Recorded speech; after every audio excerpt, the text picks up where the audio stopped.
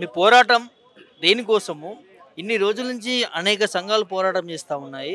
ఇప్పటివరకి కనీసం ముఖ్యమంత్రి ఏం జరుగుతుంది గ్రౌండ్‌లో అని తెలుసుకునే పరిస్థితిలో లేరు. డైరెక్ట్‌గా పార్టీల వారీగా తీసుకెళ్తామంటున్నారు రిజర్వేషన్. ఎట్లా చూస్తారు దీన్ని? అన్న మన వాస్తవాన్ని చెప్పాలంటే మన తెలంగాణ బిడ్డల జీవితాంతం పోరాటంగా మిలిగిపోతుంది. ఒకవైపు మనం తెలంగాణ రాష్ట్రం కోసం ఎన్నో ఉద్యమాలు చేసి ఎంతోమంది అమరులై రాష్ట్రాన్ని సాధించుకోవడం జరిగింది. అదేవిధంగా గత 40-50 సంవత్సరాల నుంచి కూడా బీసీ సంఘాల వాళ్ళు, ఎస్సీ ఎస్సీ సంఘాల వాళ్ళు మన యొక్క పోరాటాలు సాగించుకుంటూ వాళ్ళ యొక్క రిజర్వేషన్ల కోసం, హక్కుల కోసం ఎన్నో రకాల కార్యక్రమాలు చేయడం జరుగుతుంది. వాళ్ళందరూ మీకు తెలిసిన వాళ్ళే. ఇప్పుడు మన కృష్ణన్న గారు అయితేంది, మనలాంటి ఉద్యమ నాయకులు ఇప్పుడు బాలరాజన్ అయితేంది, ఇప్పుడు మన యొక్క ఇంటలెక్చువల్ ఫోరం చిరంజీవులు సార్ అయితేంది, విశారదన్ మహారాజ్ గారు అయితేంది, ఈశ్వరయ్య గారు అయితేంది, వీళ్ళందరూ కూడా ఇన్ని సంవత్సరాల నుంచి మనం తెలంగాణ రాష్ట్రంలో ఒక అట్టుడికి పోతున్నాం.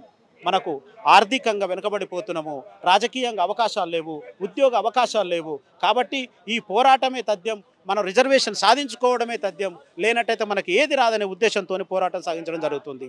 ఈ పోరాటంలో భాగంగా మొన్న 2 సంవత్సరాల కింద జరిగినటువంటి జనరల్ ఎలక్షన్లో ముఖ్యమంత్రి గారు కామారెడ్డిలో ఒక డిక్లరేషన్ ఇవ్వడం జరిగింది. మీ బీసీ వాళ్ళు ఎన్నో సంవత్సరాలుగా పోరాడుతుర్రు, ఏ ప్రభుత్వాలు కూడా మిమ్మల్ని గుర్తించలేదు, మేము గుర్తిస్తాం, మేము ఖచ్చితంగా మీరు అనుకున్నటువంటి రిజర్వేషన్ ఇస్తామనే ఉద్దేశంతో కామారెడ్డిలో జనరల్ ఎలక్షన్ల ముందు ఒక కమిట్మెంట్ ఇచ్చి మాకు వాగ్దానం చేయడం జరిగింది. కానీ ముఖ్యమంత్రి గారు గద్దెనెక్కిన తర్వాత బీసీల కోసం ఒక వేదిక మీదగా ఒక వెంబడి పోకుండా, మార్గదర్శకంగా పోకుండా బీసీలని ప్రతిసారి రెచ్చబెట్టుకుంటూ, అరే మీకు ఇస్తున్నాం చూడు వీళ్ళు అడ్డగిస్తున్నారు అనేటట్టుగా రెచ్చబెట్టుకుంటూ ఏదో ఒకటి కార్యక్రమాలు చేసుకుంటూ పబ్బం గడుపుతున్నారు. వాళ్ళు జంతర్ మంతర్లో కానీ ఇక్కడ చేసినటువంటి కార్యక్రమాలు కానీ ఎవరు కూడా బీసీ సంఘాలు అందరూ వాళ్ళని కూడా ఇన్వాల్వ్మెంట్ చేయలే. కేవలం వాళ్ళకు అనుకూలంగా ఉండే వాళ్ళని ఒకరిద్దరిని తీసుకొని మేము చేస్తున్నాం చూడని ప్రకటించుకోవడం జరిగింది. అయినా కూడా మేము సంతోషించినాం. మా కోసం ఒక ముఖ్యమంత్రి గారు జంతర్ మంతర్ వెళ్ళిండు, మాకు రిజర్వేషన్ వస్తుందని మేము ఆశపడ్డాం. కానీ వాళ్ళ యొక్క దుర్బుద్ధి ఏదైతే ఉందో కొన్ని రోజులనే బయట పెట్టడం జరిగింది.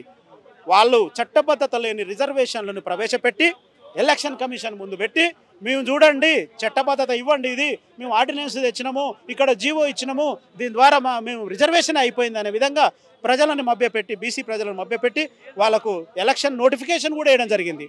కొంతమంది ఎలక్షన్ నోటిఫికేషన్ కాదు నామినేషన్ కూడా వేసారు. చివరి దశలో ఒక క్లైమాక్స్గా మళ్ళీ తీసుకొచ్చి ఒక ఓసీలకు సంబంధించినటువంటి అగ్రవర్ణాల క్యాండిడేట్ని ముందర తీసుకొచ్చి దాన్ని హోల్డ్లో పెట్టడం జరిగింది. అయ్యా ముఖ్యమంత్రి గారు, మీరు తలుచుకుంటే రిజర్వేషన్ ఏ విధంగా వెళ్ళాలనేది ఒక రోడ్ మ్యాప్ చేసుకోండి. ఖచ్చితంగా మీరు రాష్ట్ర ప్రభుత్వంలో అధికారంలో ఉన్నారు కాబట్టి రాష్ట్ర ప్రభుత్వం నుంచి మీరు శాసనసభలో తీర్మానం చేయండి, దాన్ని తీసుకెళ్ళి పార్లమెంట్లో ఆమోదం పెట్టే విధంగా ఉండండి. మీ వెంబటి మా యొక్క బీసీ యొక్క కులాలన్నీ కూడా మీ వెంబటి మేము నడుస్తాం. మా రిజర్వేషన్ సాధించుకునేదాకా మీ వెంట మేము పయనిస్తాం. అందుకోసం మీరు చేయవలసిందల్లా ఒకటే, ఇప్పుడు అసెంబ్లీలో తీర్మానం చేసింది పార్లమెంట్లో పెట్టేదాకా మీ యొక్క ఎంపీలు ఎంతమంది అవుతున్నారో ఎంపీలతోని పార్లమెంట్లో చర్చలు పెట్టండి. కానీ ఏదో 3,000 కోట్లు బడ్జెట్ పోతుంది, లేదంటే మనకు గ్రామీణ ప్రాంతాలలో సర్పంచులందరూ కూడా ఎవరు లేరు, ఒక పారిశుద్ధ్యం అనేది పడకేసింది, పరిపాలన అనేది అస్తవ్యస్తంగా ఉంది అని చెప్పి మీరు మమ్మల్ని మభ్యపెట్టి మరొక్కసారి మోసం చేయకండి. చట్టబద్ధతతోనే మీరు ఇవ్వండి. 3,000 కోట్ల రూపాయలు కాదయ్యా మాకు కావాల్సింది, 3 కోట్ల మంది ఆకాంక్ష, 3 కోట్ల మంది జీవితం, 50 సంవత్సరాలుగా పోరాటం చేస్తున్నటువంటి బీసీల యొక్క గొంతుకై మీరు ఒకసారి మాకు సపోర్ట్ చేయండి. మేము చేసే విధంగా మీరు ఏదైతే చేస్తారో మీరు చేసేదానికి మేము పూర్తిగా మద్దతు ప్రకటిస్తాం. అంతేగాని బీసీలకు ఏదో వేసి మేము ఏదో ఎలక్షన్ల రూపంలో పార్టీ పరంగా మేము రిజర్వేషన్లు ప్రకటిస్తాం, ఆ రిజర్వేషన్లు ఏదో అంటే శాసనం ద్వారా చట్టపరంగా అయిపోయినట్టుగా మీరు మభ్యపెడితే మాత్రం మేము ఊరుకునే ప్రసక్తే లేదు. ఇదే గన్ పార్క్ దగ్గర ఈరోజు అమరవీరుల స్తూపం దగ్గర అమరవీరుల సాక్షిగా మేము ఒక పోరాటం ప్రారంభించడం జరిగింది. అదే పోరాటాన్ని ఉధృతం చేస్తాం.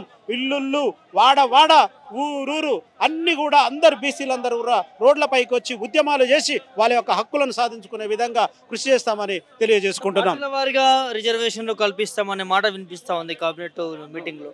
ఎట్లా చూస్తారు? పార్టీల వారిగా రిజర్వేషన్లు అనేది అది కాదన్న, అది ఏంటంటే ఏదో వాళ్ళని ఎరవేయడం కోసం మేము ప్రకటిస్తున్నామని చెప్పడం కోసం, రేపు ఎలక్షన్లో గెలవడం కోసం తప్ప పార్టీల వారీగా కాదు. మాకు కావాల్సిన చట్టబద్ధంగా కావాలి. ఖచ్చితంగా దానికి ఒక రోడ్ మ్యాప్ ఉంటుంది. ఆ రోడ్ మ్యాప్ వెంబడి మీరు వెళ్ళండి. ఆ రోడ్ మ్యాప్ ద్వారా మా రిజర్వేషన్లు సాధ్యమవుతాయి. అలా సాధించి మాకు ఇవ్వండి. అప్పుడే మా బీసీలకు కూడా మీరు ఇచ్చిన వాగ్దానాన్ని నిలబెట్టుకున్న వాళ్ళు అవుతారు. అంతేగాని మమ్మల్ని ఏదో చేపలకు కూడా ఒక గాలం వేసి ఎర్ర వేసి చేపను పట్టినట్టు మా బీసీలకు రిజర్వేషన్ అని ఎర్ర వేయడం, మమ్మల్ని పట్టుకోవడం ఇదే జరుగుతుంది ప్రతిసారి కూడా. మేము అన్నీ అనుభవించున్నాం. కాబట్టి ఇంతమంది అందరం ఉద్యోగస్తులు ఉన్నారు, వివిధ ప్రజా సంఘాలు ఉన్నారు, కార్మిక సంఘాలు ఉన్నారు, ఇంతమంది మేము పొలిటికల్ నేను బీఆర్ఎస్ పార్టీలో ఉన్నా. అయినప్పటికీ కూడా నేను బీసీ ఉద్యమం కోసం రోడ్డు ఎక్కడం జరిగింది. మా పార్టీ స్టాండ్ తీసుకున్నప్పటికీ కూడా మేము ఉద్యమంలో పార్టిసిపేట్ చేయడం జరుగుతుంది. కాబట్టి మాకు చట్టబద్ధత లేని రిజర్వేషన్ అనేది వద్దు. మీరు 3,000 కోట్ల కోసం 3 కోట్ల మంది జనాల బీసీ యొక్క జనాల గొంతు కోయకండి. దయచేసి మేము విజ్ఞప్తి చేస్తున్నాం. ఈ విజ్ఞప్తిని మీరు రిసీవ్ చేసుకొని మాకు న్యాయం చేయండి. లేదంటే మాత్రం మరొక్క తెలంగాణ ఉద్యమం తెలంగాణ రాష్ట్రంలో చూస్తారని హెచ్చరిస్తున్నాం రాష్ట్ర ప్రభుత్వాన్ని. నేను అనుకుంటున్నా ప్రభుత్వం స్పందించేదైతే ఇవన్నీ అవసరం లేదన్న. ఎప్పుడో వాళ్ళ వైపుగా వాళ్ళు చేసుకొని పోయేవాళ్ళు, వాళ్ళకు స్పందించాలని లేదు, బీసీల పట్ల లేదు, ఒక కపట ప్రేమ అనేది ఉంది. అప్పుడప్పుడు ఆ కపట ప్రేమ ఎలక్షన్ల ముందల ప్రకటిస్తుర్రు. ఆ అది మేమేమనుకుంటున్నాం, ఆ కపట ప్రేమ నిజమైన ప్రేమ అనుకొని ఆ ఒళ్ళబడిపోయి తర్వాత మళ్ళీ రోడ్లకు ఎక్కుతున్నాం. అందుకని వాళ్ళు ఎట్టి పరిస్థితుల్లో చేయలేరు, చేసేంత శక్తి వాళ్ళకు లేదు.